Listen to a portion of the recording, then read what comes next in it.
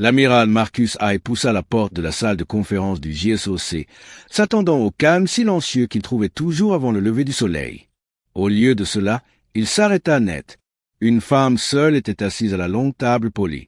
Le lieutenant Riley Ward, début de la trentaine, vêtu d'un uniforme simple du renseignement, sans écusson, sans grade visible et sans aucune raison de se trouver dans une salle destinée aux dirigeants.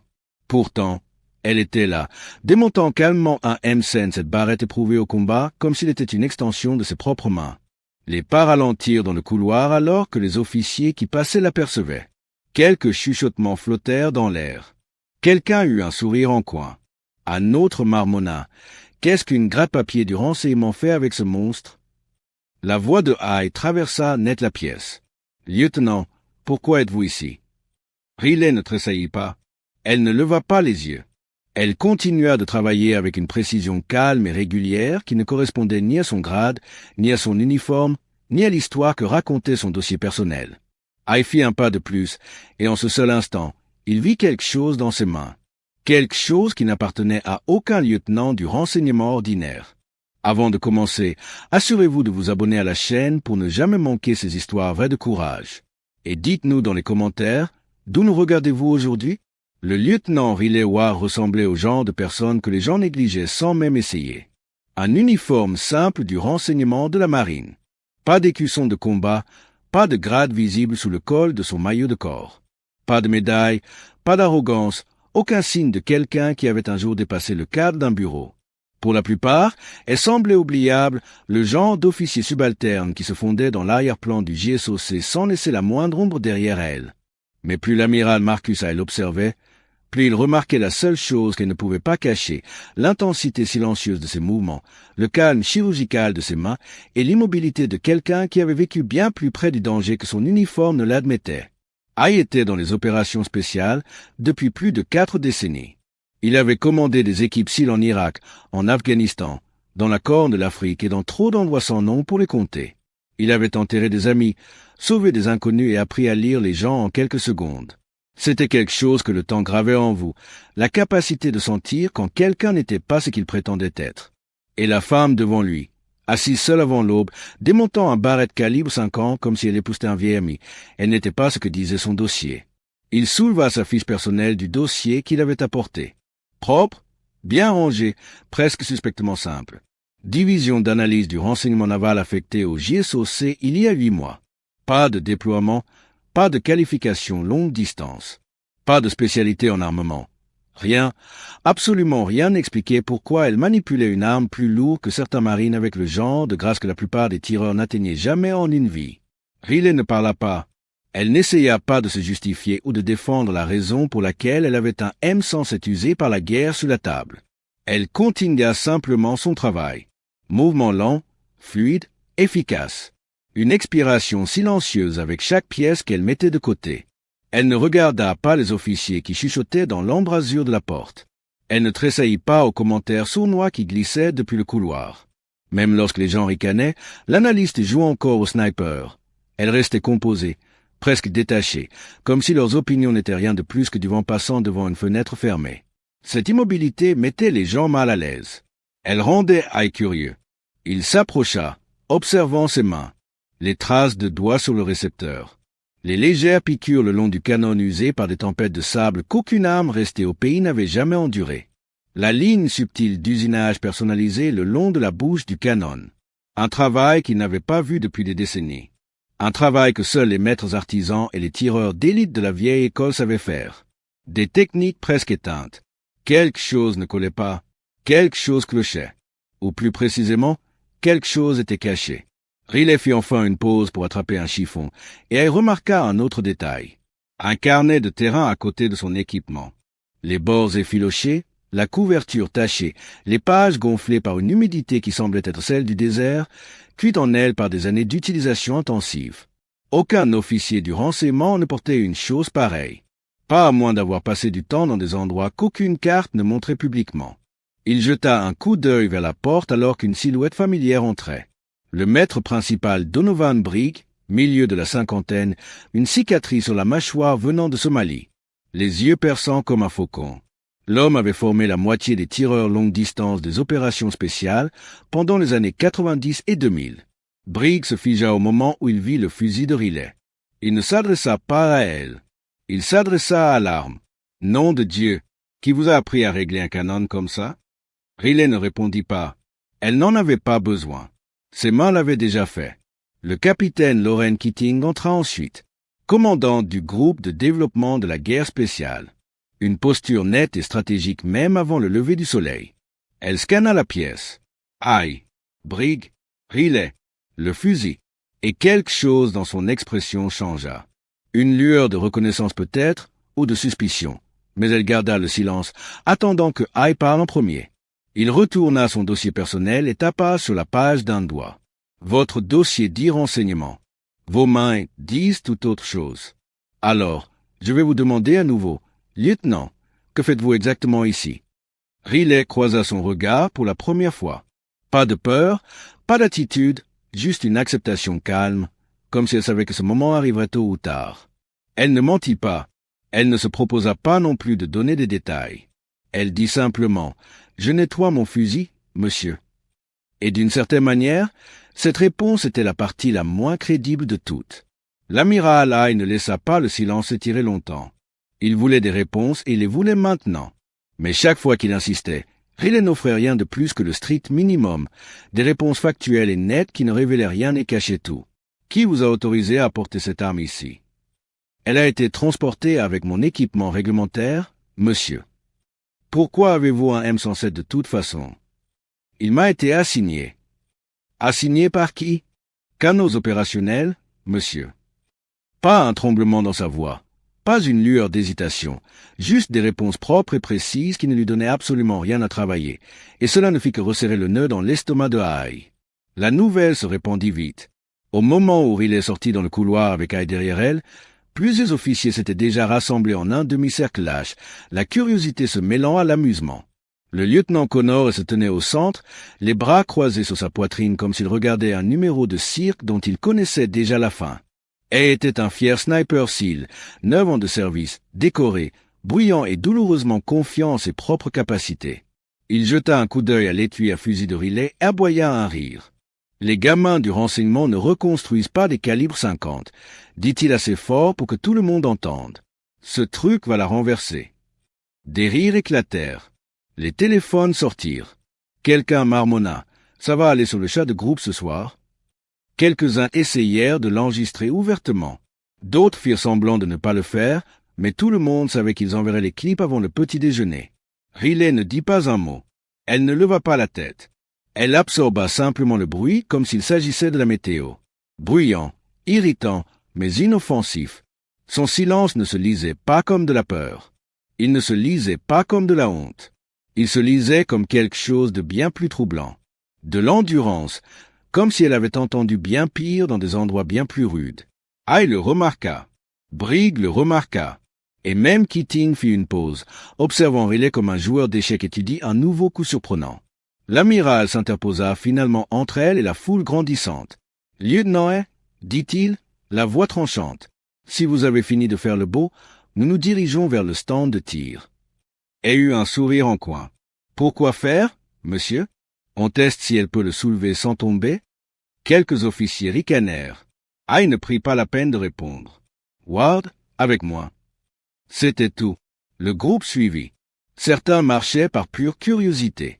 D'autres venaient parce que la moquerie est divertissante quand on est convaincu que l'histoire se termine par une chute.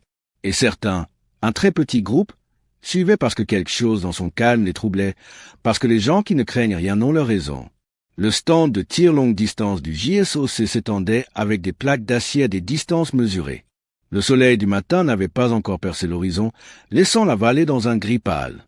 Un vent de travers roulait bas sur le sol, assez pour faire réfléchir la plupart des tireurs avant de pousser leurs armes. Riley ne regarda pas la foule qui se rassemblait derrière elle. Elle ne regarda même pas Aïe, qui se tenait les bras croisés et l'ego gonflé, attendant son embarras. Les conditions du stand sont imprévisibles, dit-il au groupe. 800 mètres pourraient être trop pour sa première fois. Quelques rires ondulèrent derrière lui. Aïe les ignora et croisa les bras. « Ward, quand vous êtes prête ?» Riley s'agenouilla extraya son M107 avec la même révérence que quelqu'un pourrait utiliser en déballant un drapeau, et s'installa sans mouvement inutile. Pas d'ajustement superflu, pas d'hésitation, juste une efficacité calme.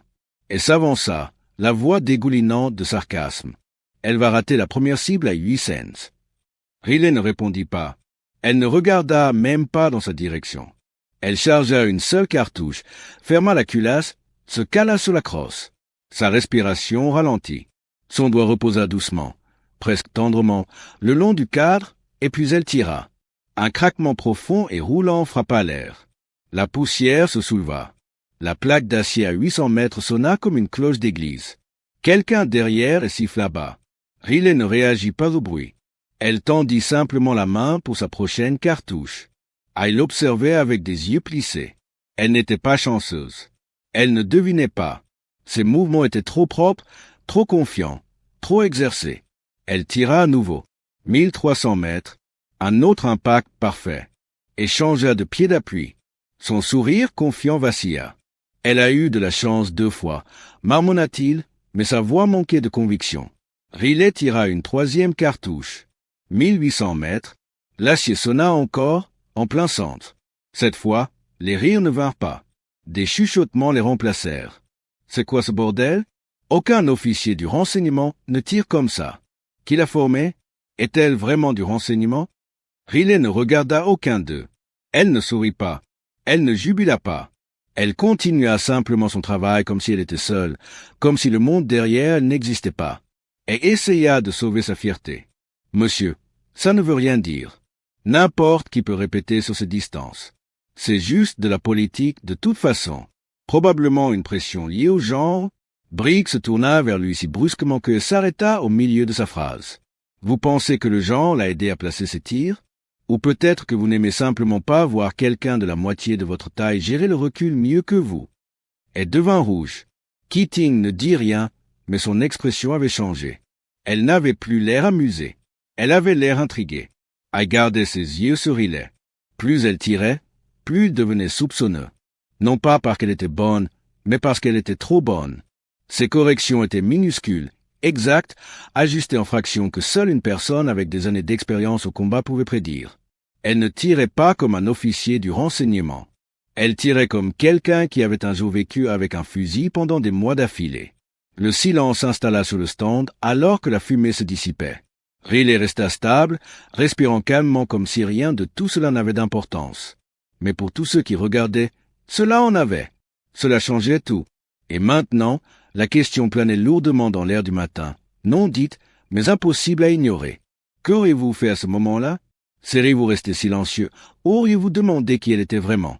Riley remballa son fusil avec la même précision calme qu'elle avait montrée en tirant. Pas de théâtre, pas de fierté, aucun indice montrant qu'elle savait que la foule derrière la fixait comme s'il venait d'être témoin de quelque chose d'impossible. Elle bougeait avec cette même stabilité tranquille, le genre qui suggérait qu'elle portait bien plus d'histoire que son dossier personnel ne l'admettait. Briggs s'approcha un peu plus, observant la façon dont ses doigts s'enroulaient autour de la poignée du fusil alors qu'elle le soulevait.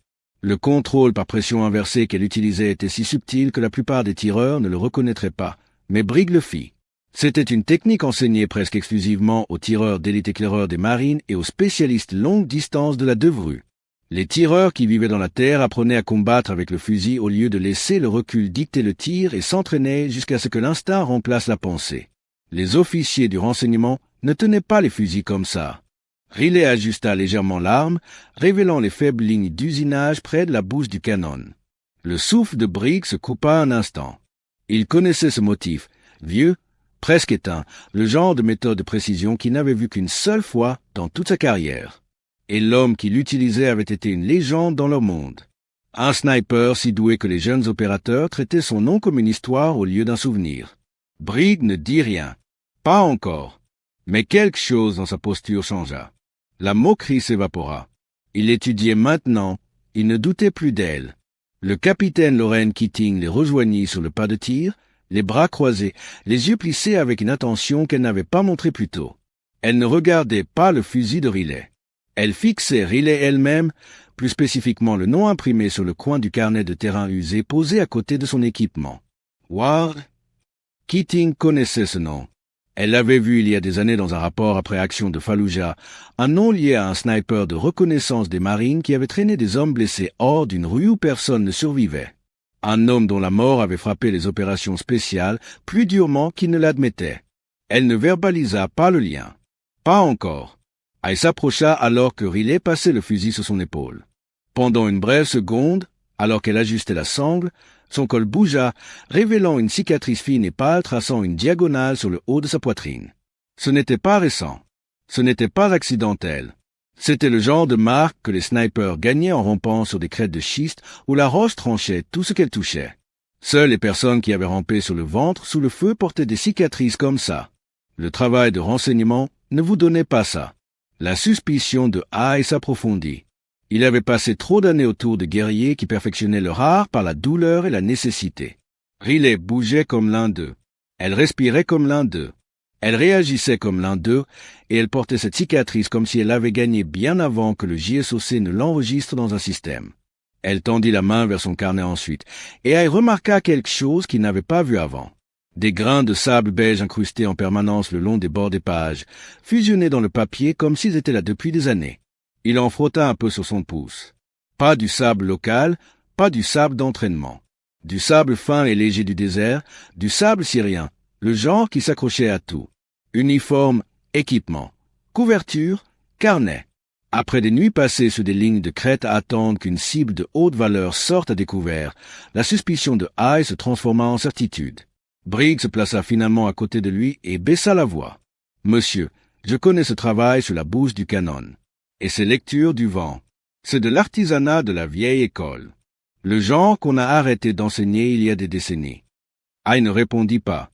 Briggs expira lentement. Celui qui l'a formé était l'un des nôtres. Les mots avaient du poids. Une vérité lourde et silencieuse. Le genre qui s'installait dans la pièce comme de la poussière. Riley ne réagissait à rien de tout cela. Elle restait simplement là, fusil en main, visage illisible, mais la pièce autour d'elle avait changé. L'atmosphère semblait plus tendue. Les officiers qui avaient ri plus tôt chuchotaient maintenant dans l'incertitude. Elle observait avec un mélange de frustration et d'autres choses. Peut-être de la peur, peut-être de l'envie, peut-être la réalisation accablante qu'il avait sous-estimé quelqu'un qu'il n'aurait pas dû. Keating gardait les yeux fixés sur le nom sur le carnet. Haï observait la posture de Riley, trop contrôlée pour quelqu'un qui travaillait derrière des écrans. Briggs étudiait son fusil comme s'il s'agissait d'un message écrit dans l'acier. Quelque chose clochait, quelque chose était caché, quelque chose de lourd. Riley Ward n'était pas qui elle semblait être. Et pour la première fois depuis qu'elle était entrée au JSOC il y a des mois, les gens autour d'elle commençaient à le sentir. La salle de briefing semblait plus petite qu'il y a une heure. Haï se tenait en bout de table, les mains jointes derrière le dos, les émotions illisibles. Riley se tenait à quelques mètres, son expression calme et pas insouciante. Une acceptation tranquille comme si elle savait déjà ce qui allait arriver.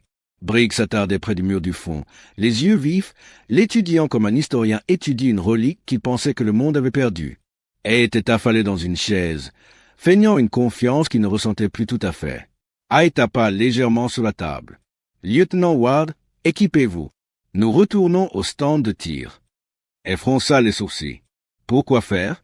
Elle a déjà... » Haï ne le regarda pas. « Nous allons à 2300 mètres. » Une pause lourde s'installa dans la pièce. 2300 mètres n'était pas un simple test. C'était un seuil que seule une poignée de tireurs dans les opérations spéciales avaient jamais franchi dans des contextes contrôlés, et seule une fraction l'avait fait sous pression. Riley ne discuta pas. Elle ne demanda pas pourquoi. Elle hocha simplement la tête une fois. Quelques minutes plus tard, le groupe se déplaçait à travers la base vers le complexe longue distance. Le soleil matinal avait commencé à se lever, peignant un or doux à travers la vallée. Mais l'air semblait tendu, presque cassant, comme si la vérité attendant de faire surface avait un poids. Lorsqu'ils atteignirent la ligne de tir, Riley déballa tranquillement son fusil à nouveau. Pas de théâtre, pas d'hésitation. Elle ajusta sa position avec le même souffle calme et délibéré qui avait déclenché toute cette confrontation. Briggs observait attentivement. Ses yeux n'étaient pas sur l'arme. Ils étaient sur ses mains. Riley étudia le mirage d'abord, traçant des courants invisibles avec son regard. Elle avait l'air de lire l'air, pas de deviner.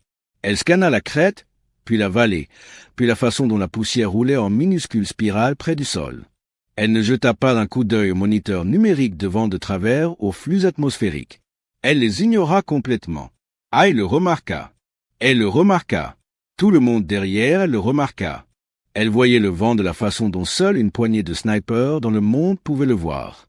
Pas comme des chiffres, mais comme un comportement. Elle toucha enfin son cadran d'élévation. Juste un léger ajustement. Briggs fronça les sourcils. La correction contredisait la lecture numérique d'une bonne valeur quart. Puis elle ajusta à nouveau. Un demi-millième à droite, un autre cheveu vers le haut. Et ricana. Elle compense mal. Les instruments disent. Briggs leva une main sans le regarder. Le maître principal ne ricanait pas. Il fixait parce que les corrections qu'elle faisait n'étaient pas aléatoires. Ce n'était pas de la chance. Elles étaient familières, anciennes, presque éteintes.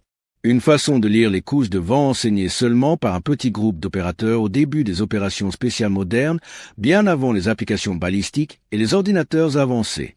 Un artisanat transmis un tireur à la fois. Briggs chuchota, stupéfait. Je n'ai pas vu ces corrections depuis. Il ne finit pas la phrase. Riley cala sa joue contre la crosse, le souffle doux. Le stand tomba dans le silence. Et força un rire pour couvrir la tension montante dans sa poitrine. Elle aura de la chance si elle effleure la plaque à cette distance, mais sa voix se brisa sur le dernier mot. Riley expira lentement. Une longue inspiration. Son doigt se resserra. Le fusil tonna à travers la vallée. Le temps sembla s'étirer. La balle dériva vers le haut, disparut dans le chatoiement de la chaleur et commença son long arc vers le bas. 5 secondes. 6, 7. Briggs se pencha. 8, 9. Un tintement métallique résonna faiblement à travers la vallée.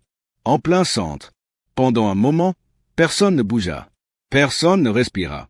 Puis tout d'un coup, le monde bascula, mais pas avec des célébrations. Pas avec des applaudissements. Avec le silence. Un silence épais, lourd, stupéfait. Et regardait droit devant, la mâchoire serrée, la gorge nouée. Sa confiance, l'arrogance qu'il portait comme une armure, se fissura, non pas brisée, non pas disparue, mais assez brisée pour laisser l'humilité s'infiltrer. Elle garda sa voix égale. Lieutenant Ward, ça suffit. Je veux la vérité maintenant. Riley se leva lentement, le fusil bercé dans ses bras. Son expression ne changea pas. Pas de peur, pas de victoire, juste l'acceptation.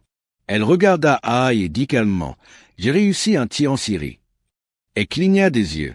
Quel genre de tir? Riley soutint son regard. 2840 mètres et des poussières. Je ne me souviens pas de la décimale exacte.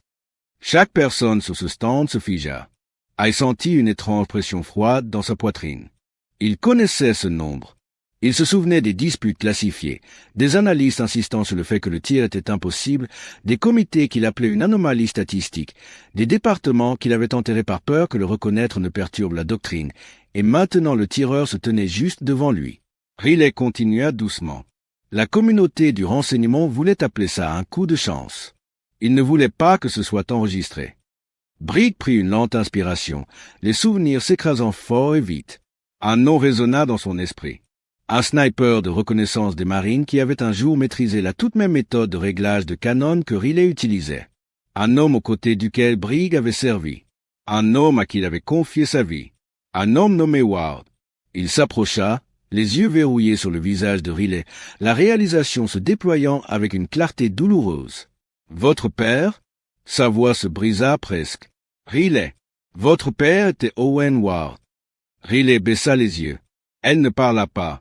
Elle n'en avait pas besoin. Briggs ferma ses propres yeux un instant.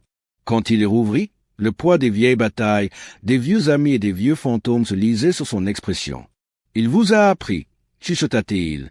Bien sûr qu'il a fait. Il laissa la vérité s'imprégner. Il comprenait enfin le calme silencieux, les mouvements de main, les instincts de lecture du vent, la cicatrice sous son col, le sable syrien dans son carnet. Ce n'était pas du talent. Ce n'était pas de la chance. C'était un héritage. Le respect commença à faire surface. Pas bruyamment, pas dramatiquement, mais par des changements subtils et indubitables. Et se tenait plus droit, l'expression conflictuelle. Les yeux de Keating s'adoucirent. Briggs plaça une main sur sa hanche comme pour s'ancrer, mais la tension ne s'estompa pas. Parce que maintenant tout le monde savait que quelque chose de plus grand, de plus lourd, De bien plus dangereux que la fierté ou la rivalité était assis au centre de cette pièce. Riley Ward n'était pas juste un officier du renseignement avec un talent étrange pour le tir longue distance. Elle était la fille d'une légende, et la question que personne ne prononça à voix haute planait lourdement dans l'air. Si c'était son tir presque impossible, de quoi d'autre était-elle capable? Elle s'approcha du fusil, presque effrayé par la réalisation qui se formait dans son esprit. Il connaissait ce travail sur le canon, chaque minuscule rainure, chaque correction impossible à enseigner gravée dans l'acier. Il ne l'avait vu qu'une seule fois dans toute sa carrière, il y a des années. Des décennies plus tôt, sur une crête à la grenade, quand un jeune sniper de la force Recon lui avait sauvé la vie en prenant un tir que personne ne croyait réalisable. Le sergent-chef artilleur Owen Ward, un frère d'armes, le fantôme d'une légende, un nom gravé dans la mémoire de chaque opérateur qui avait survécu aux pires parties de Fallujah. La voix de Haï, habituellement stable comme le fer, s'amincit avec quelque chose ressemblant presque à de l'incrédulité. Ce travail de précision, qui vous a montré comment faire ça? Riley ne répondit pas. Elle n'en avait pas besoin.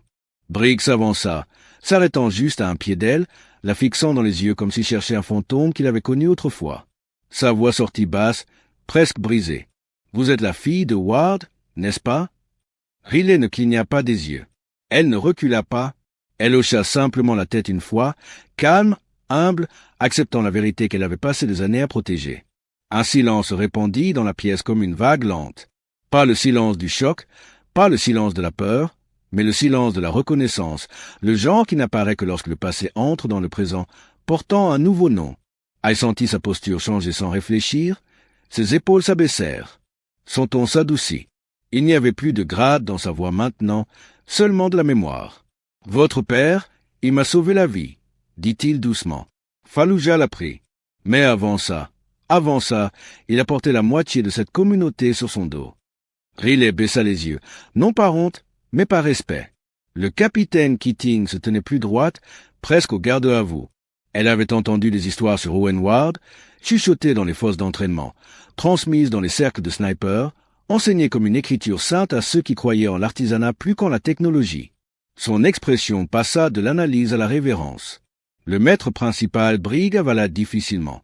Il s'était battu aux côtés d'Owen Ward, avait saigné à ses côtés, enterré des morceaux de lui-même quand l'homme n'était jamais rentré. Voir les mouvements de Riley, voir ses corrections, voir sa discipline, c'était comme regarder le dernier écho vivant d'un art presque effacé par le temps. La moquerie précédente de la salle s'évapora complètement. Et, autrefois arrogant et méprisant, restait maintenant figé. Plus de mots derrière lesquels se cachaient. Personne n'osait parler. Personne n'osait bouger. L'air semblait lourd, émotionnel, réel, comme si les fantômes de Fallujah et de Syrie se tenaient à côté d'eux, leur rappelant que les légendes ne sont pas toujours bruyantes, et que parfois la personne la plus silencieuse de la pièce porte le nom le plus lourd. Et maintenant, finalement, tout le monde comprenait. Il comprenait pourquoi Riley Ward était ici, pourquoi elle avait caché son passé, pourquoi elle portait l'artisanat de son père dans le silence plutôt que dans la fierté. Elle ne se cachait pas parce qu'elle craignait le jugement. Elle se cachait parce que le poids de l'héritage est plus lourd que n'importe quel fusil. La crise éclata moins de 24 heures après que l'identité de Riley fut révélée. Haï était encore en train de traiter tout ce qu'il avait appris quand le CENTCOM convoqua un briefing d'urgence. Un facilitateur de haute valeur en Afrique de l'Est, un homme coordonnant des pipelines d'armes et négociant des matériaux au potentiel catastrophique, préparait une frappe massive contre l'installation américaine à Djibouti. Les options traditionnelles étaient impossibles.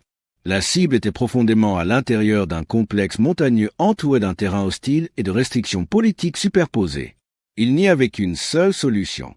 Une interdiction longue distance depuis une crête isolée à près de 2800 mètres. Haï n'hésita pas. Le lieutenant Ward prendra le tir. Briggs n'attendit pas la permission. Je suis son observateur. Haï eut l'air de vouloir s'y opposer, mais Haï le coupa avant qu'un son ne s'échappe.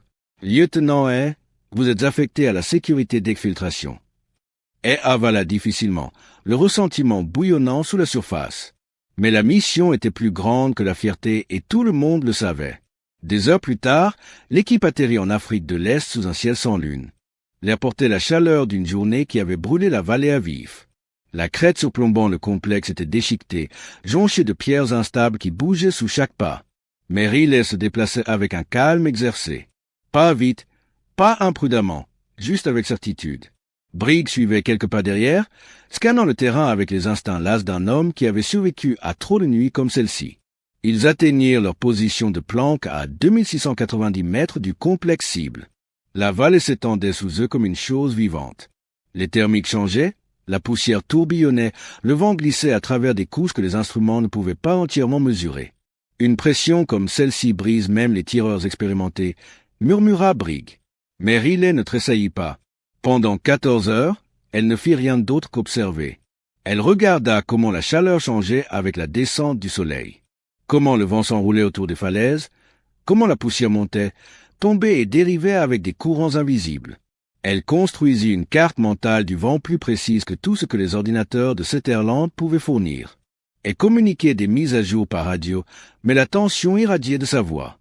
Il savait qu'il avait commis une erreur quelques jours plus tôt, une conversation imprudente avec un journaliste qu'il supposait inoffensive.